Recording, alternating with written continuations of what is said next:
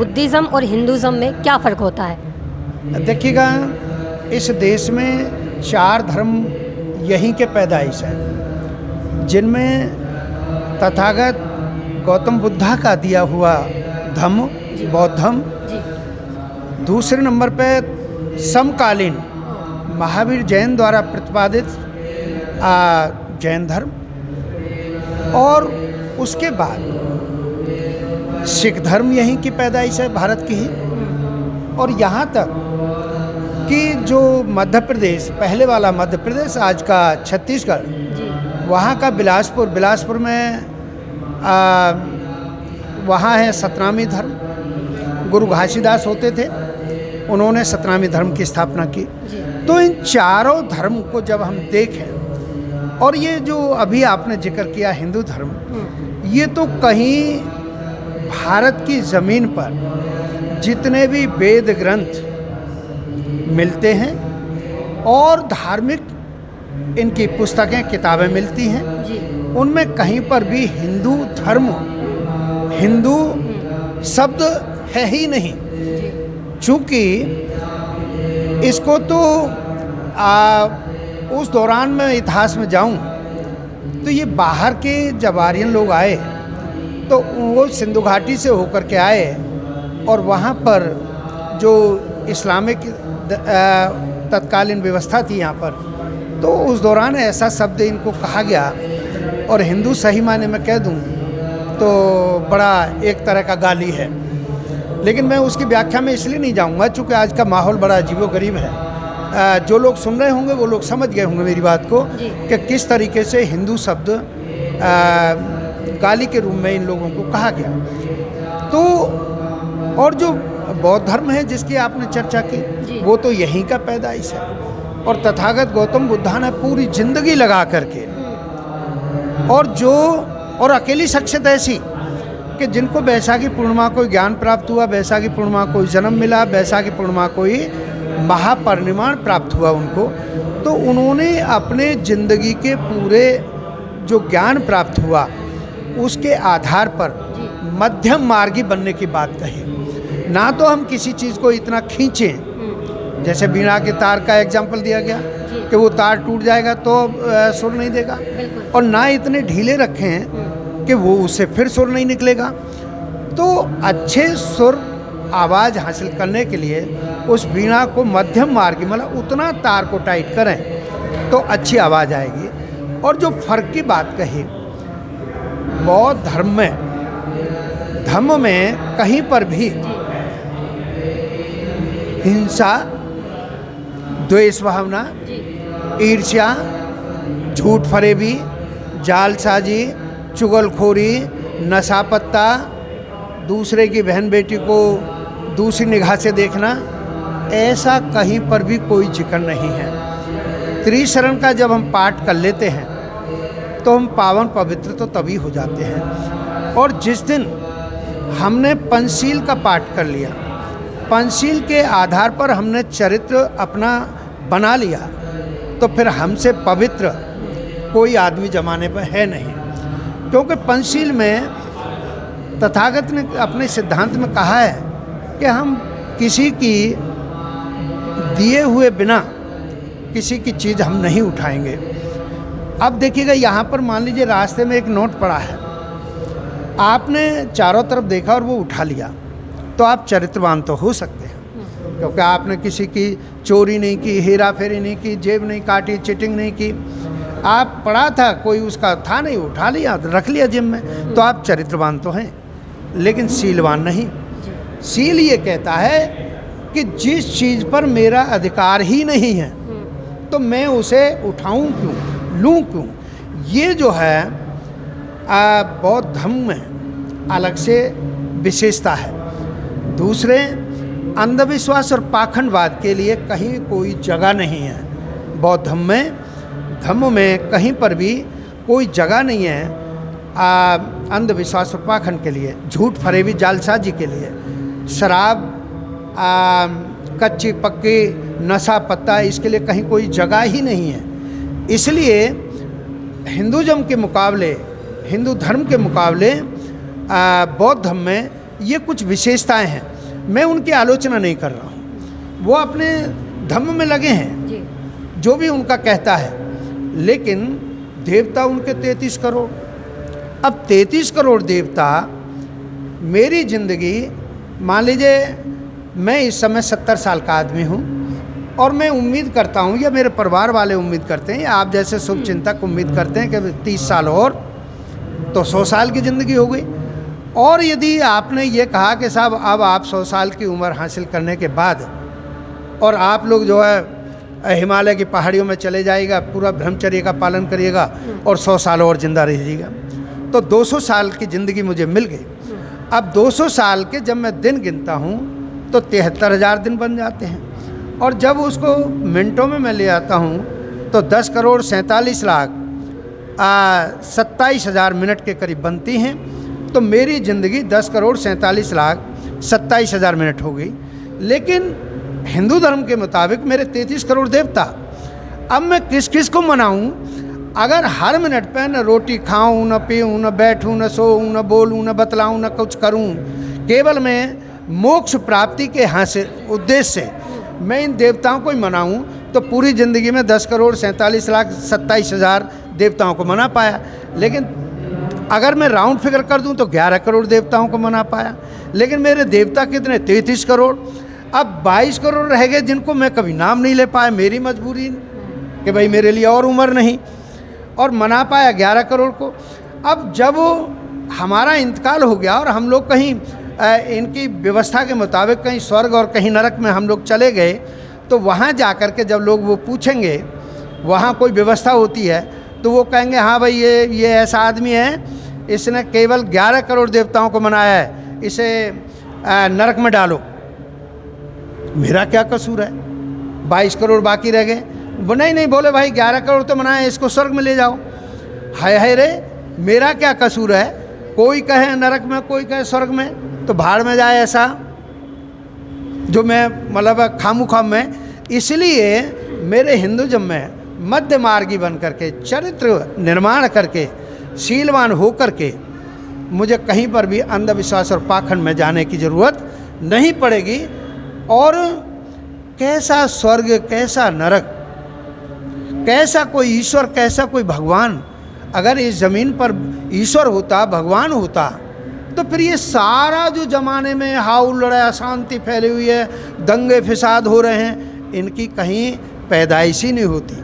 और जब पैदाइश नहीं होती तो पूरा संसार शांत प्रिय होता, भाईचारे के तहत पूरी ज़िंदगी निर्वाह कर रहे होते।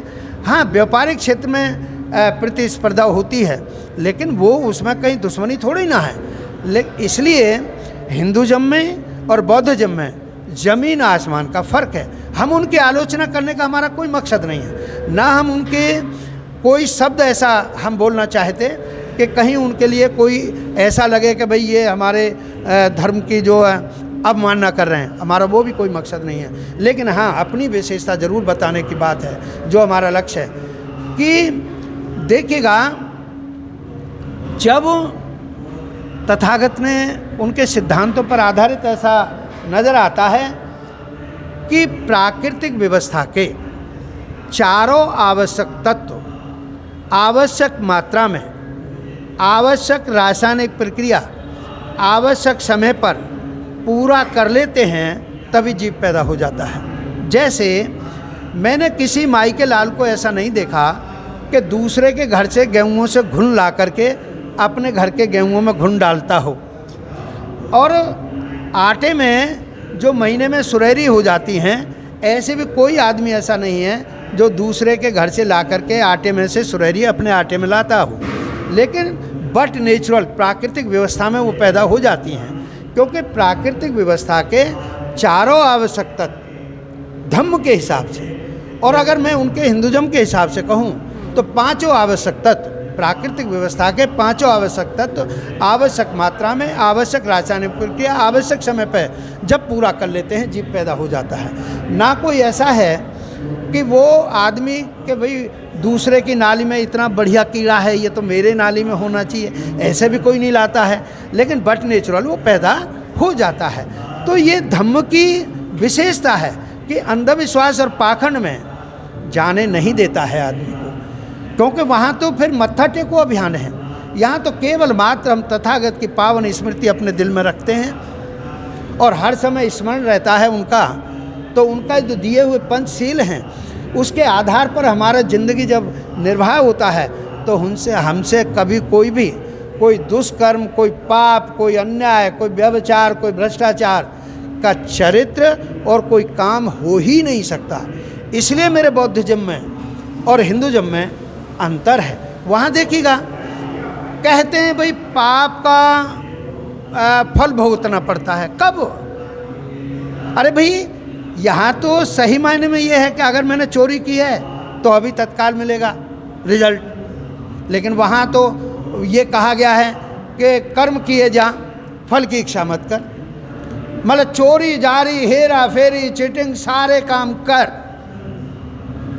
मेरी शरण आ जा, बस मोक्ष प्राप्त हो जाएगा।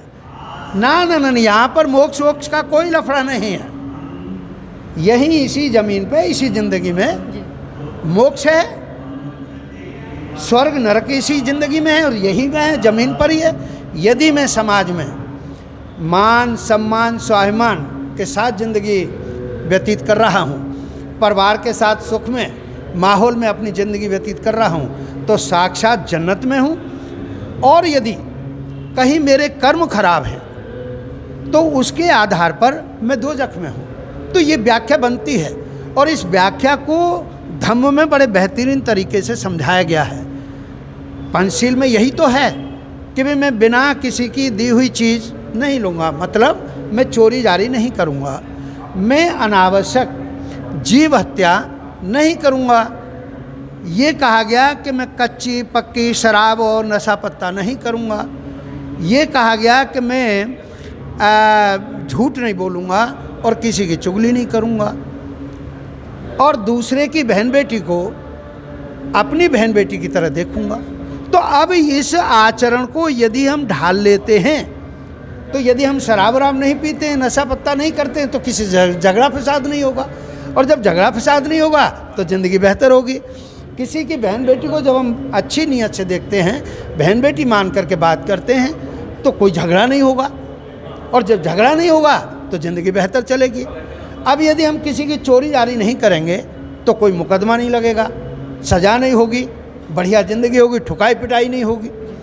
और हम यदि मान लीजिए नशे पत्ते की बात आई तो नशे पत्ते में कहीं नाली में नहीं पड़ेंगे अगर हम नहीं करते हैं तो धम्म के हिसाब से, ना हमारे कहीं झगड़ा फसाद होगा। तो बेहतर ज़िंदगी जीने के लिए धम्म के सिद्धांत, तथागत गौतम बुद्धा के दिए हुए सिद्धांत सर्वोपरि हैं। और हम जहाँ हमको जन्म मिल गया, इस देश भारत की ज़मीन पर हमको जन्म मिल गया, लेकिन मेरे यहाँ से तो धम्म चला गया, लेकिन संसार के 1/3 देश गौतम बुद्धा के धम्म को मानते हैं। और जो देश धम्म को मानते हैं, तथागत के सिद्धांतों को मानते हैं, वो देश मेरे भारत देश से कहीं ज़्यादा तरक्की पर है। लेकिन सर ऐसा क्या कारण है कि बौद्ध धर्म मानवता का संदेश देता है, फिर भी भारत में पिछड़ता जा रहा है और हिंदू धर्म बढ़ता ही जा रहा है? नहीं, देखिएगा, जो आपने बात कही, आपका चिंतित होना बड़ा स्वाभाविक है। भारत में बौद्धिज्म जिस स्तर पर होना चाहिए उतने पर है नहीं। समस्या ये है, बाबा साहिब के साथ 5-6 लाख लोगों ने धम्म अख्तियार किया था। उसके बाद एक कार्यक्रम और हुआ, उसमें भी इतने ही लोग बौद्ध धर्म अख्तियार किया। तो उनकी तादाद बढ़नी चाहिए थी। वहाँ हम जैसे लोगों की कहीं न कहीं गलती है कि हम लोग अपने तथागत गौतम बुद्ध के सिद्धांतों को ज़माने तक, घर घर तक पहुँचाने में कहीं हम पिछड़ गए हैं। दूसरे, यहाँ की जो सरकारें रही हैं, सरकार किसी की भी रही हो, उन्होंने अपने देश में पैदा हुए बौद्ध धर्म को प्रचारित प्रसारित करने का काम नहीं किया। और हमारी छोड़ दो, जैन धर्म को भी प्रचारित प्रसारित करने का काम नहीं किया।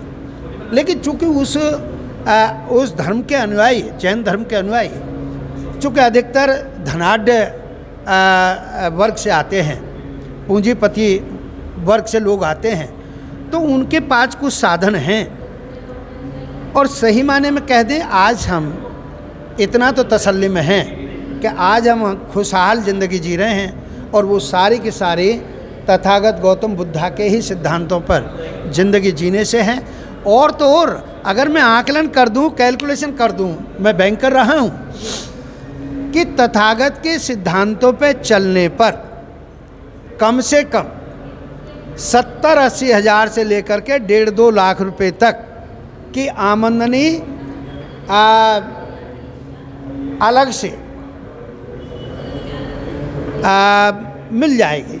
आप कहेंगे साहब कैसे मिल जाएगी, फिर तो सारे अमीर हो जाएंगे। जी बिल्कुल, कैसे? अरे भाई वो ऐसे है ना, अगर मैं शराब नहीं करूँगा, मदरा का इस्तेमाल नहीं करूँगा, और ऐसा कहा गया कि मदरा मांस के बगैर पचती नहीं और मांस बगैर मदरा के नहीं पचता, तो अगर मैं मदरा का इस्तेमाल करूँगा तो मांस भी लाना पड़ेगा, हांडी पकेगी। अब हांडी 1000 रुपये से नीचे पकती नहीं और 1000 रुपये से नीचे बोतल आती नहीं, तो 2000 रुपया, 2000 से लेकर के 4-5 हज़ार रुपये हफ्ते का खर्चा हो गया, और महीने में हफ्ते 4 तो 15-20 हज़ार रुपया हो गया।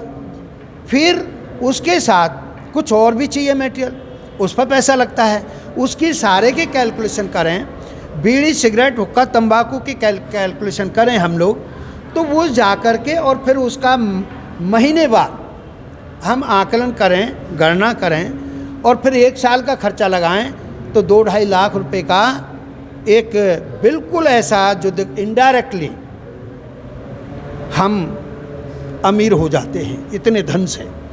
इसलिए और ज़्यादा ज़रूरी है तथागत गौतम बुद्धा के सिद्धांतों पर चलना और बौद्धज़म में आस्था रखना। और हिंदू, मैं ये नहीं कह रहा वहाँ ना जाएं, मैं पहले भी कहा है कि वहाँ पर क्या है, मैं नहीं कह रहा कि भाई आप मंदिर ना जाएं, खूब जाएं, लेकिन मेरी बात को सोचें तो सही। जैसे ही हम जाते हैं और जब मंदिर की सीढ़ियाँ मिलती हैं हमको, तो वहाँ पर हम सीढ़ियों को स्पर्श करते हैं, मत्था भी टेकते हैं, फिर हम आगे जाते हैं तो हमको मूर्ति मिलती है। अब मूर्ति चाहे मिट्टी की हो, सीमेंट की हो, प्लास्टर ऑफ पेरिस की हो, लोहे की हो, तांबे की हो, चांदी की हो, अबरक की हो, सोने की हो, उस मूर्ति के सामने हमने मत्था टेका तो क्या एक आवाज़ आती है कि भैया तुम कैसे हो, तुम्हारे यारे प्यारे रिश्तेदार कैसे हैं, तुम्हारा कारोबार कैसा है? मेरे विचार से आवाज़ नहीं आती है। और हमने बच्चों का पेट काटा, अपने भी शौक़ पूरे नहीं किए और अपनी नेक कमाई में से कुछ पैसा बचाया, हमने पूरे आस्थावान हो करके समर्पण भाव से वो पैसा मूर्ति के चरणों में समर्पित किया और फिर चरण स्पर्श किए और वहाँ से चले। तो क्या एक आवाज़ आती है कि दूधो नहाओ पूतो फलो? ऐसी भी आवाज़ नहीं आती है। आप मेरे समाज की बहन बेटियां हैं, तो ऐसी भी आवाज़ नहीं आती है। तो फिर यहाँ हमें सोचना अवश्य चाहिए कि जिस स्थान पर जाने के बाद, जिस स्थान पर जाने पर कोई राजी खुशी न पूछ पाता हो और विदा होते वक्त 2 शब्द दुआ के न दे पा रहा हो, तो क्या वहाँ हमें जाना चाहिए, नहीं जाना चाहिए? ये तो दिमाग ज़रूर लगाना चाहिए। तो मेरा मानना ये है कि बौद्धज़म में और हिंदूज़म में तो अगर मैं सही बात कह दूँ, हर कदम पे अंधविश्वास और पाखंड है। 8वीं फेल पंडित M.A. पास जाटव चमार को सत्यनारायण की कथा सुना जाता है, कमाल की बात है।